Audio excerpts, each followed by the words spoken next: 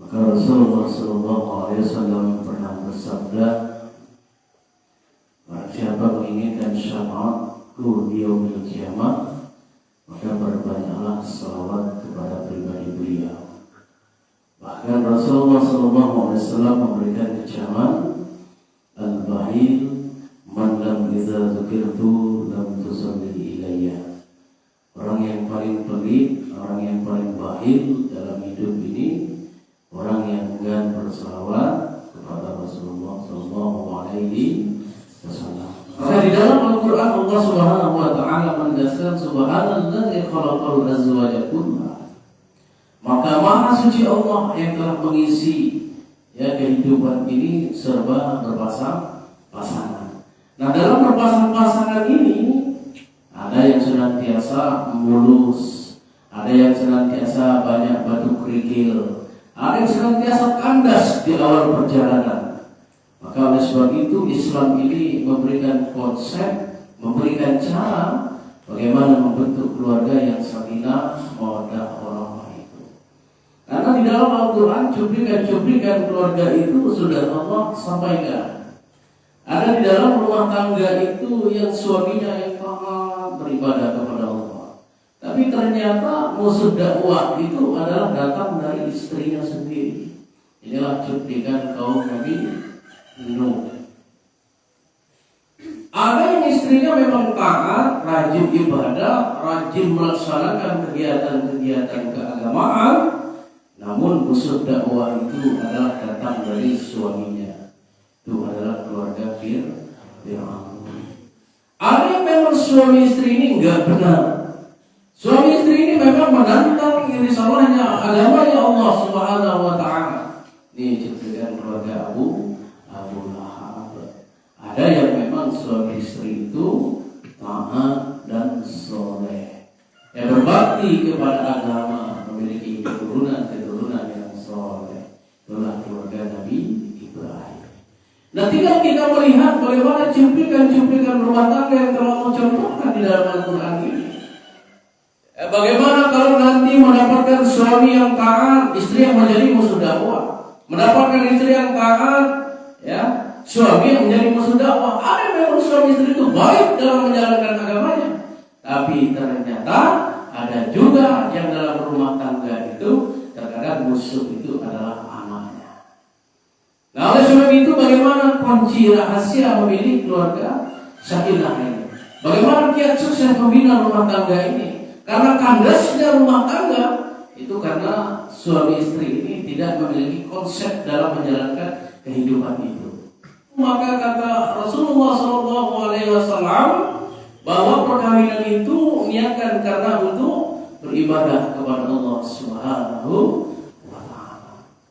Nah, perkawinan ini sekali lagi ini adalah jalan kita untuk taqarrub, jalan kita untuk mendekatkan diri kepada Allah Subhanahu wa Ta'ala. Maka niatkan perkawinan itu adalah untuk menyempurnakan ibadah kita kepada Allah Subhanahu wa Ta'ala. Makanya di dalam hadis Rasulullah tunkahul mar'ata li arba'in, nikahilah wanita itu karena 4 hal. Karena kecantikan, karena keturunan, karena nasab, karena agama. Tapi sulit Pak kedua 4 ini ada di orang bini. Maka kata konsep hadis Rasulullah, fasbar bizatin taribat yadaka. Maka kalau 4 hal ini susah digabungkan dalam satu kesatuan, maka utamakan perkawinan itu karena agama. Jangan perkawinan itu karena kecantikan belaka, karena ketampanan atau harta.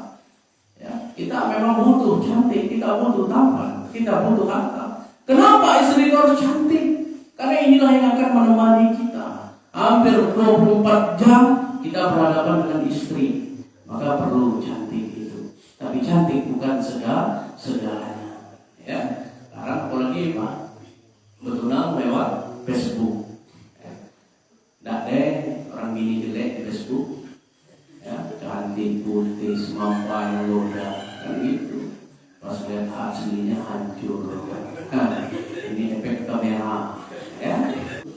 Nah, makanya perkawinan ini niatkan karena ibadah kepada Allah Subhanahu wa Ta'ala. Kita kecantikan perlu, harta perlu.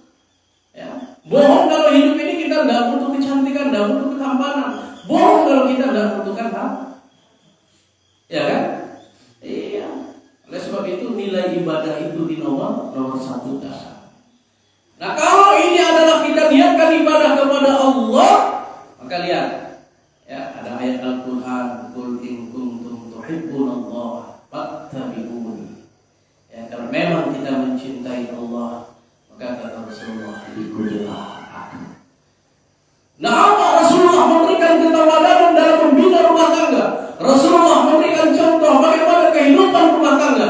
Oleh sebab itu, salah satu bukti kita melaksanakan nilai-nilai agama ini, mari kita contoh Rasulullah dalam membina rumah tangga.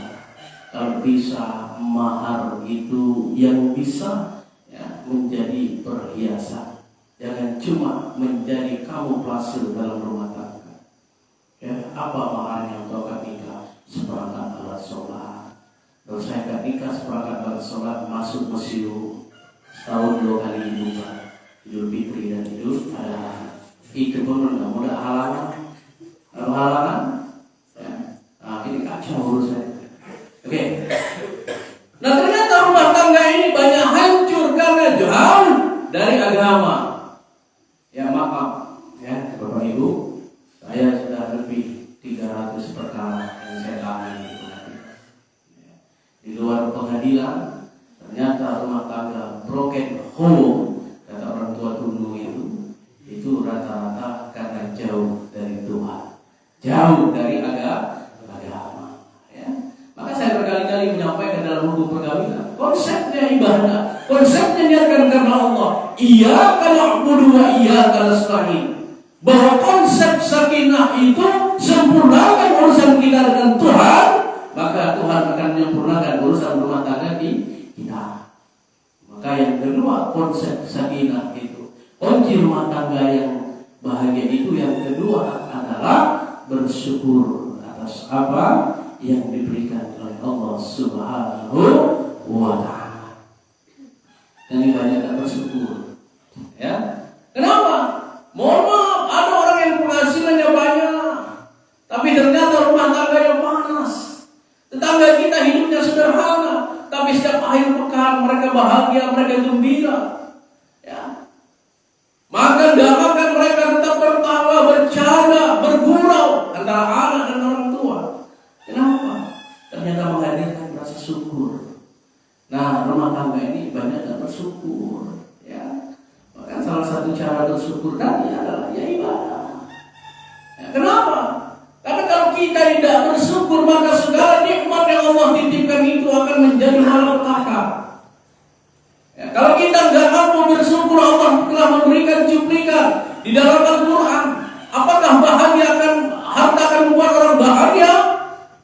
Seyogyanya harta harus membuat orang bahagia, tapi ketika kita tidak mensyukuri apa yang dititipkan Tuhan, ternyata harta akan menjadi malapetaka. Ya. Ada yang duitnya banyak, hartanya banyak, itu jalan. Kan gitu. Ya. Ada yang tidak ada duit sama sekali, Pak, tapi mereka bahagia.